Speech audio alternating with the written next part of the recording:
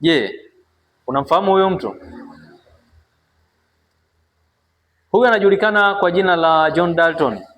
Ni mmoja ya scientist ambaye alikuwa anafanya sana tafiti zake katika masuala zima au katika masomo ya chemistry pamoja na physics. Alizaliwa mnamo mwaka 1766 nchini Uingereza na alipata umaarufu mkubwa mnamo mwaka 1803.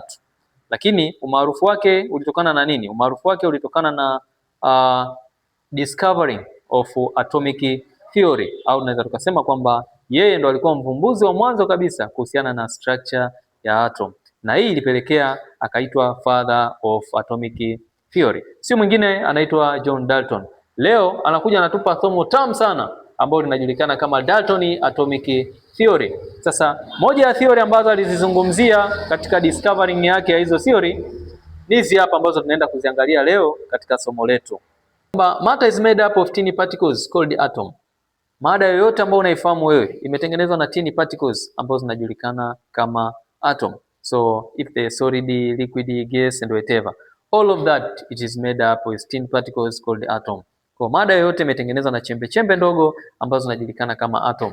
Atom can neither be created nor destroyed. Because atom it is very thin particles, huwezi kuitengeneza wala kuivunja. That is another theory from John Dalton. Another, atom of the same element are identical, and the atom of different element are different in mass and the other properties. Atom of the same element, for example, atom of chlorine. Atom za chlorine zinakuwa ni sawa na zinafanana katika mass na properties nyingine zote zinafanana. Lakini pia ukichukua atom za hydrogen zinafanana katika properties zake zote ikiwemo na mass.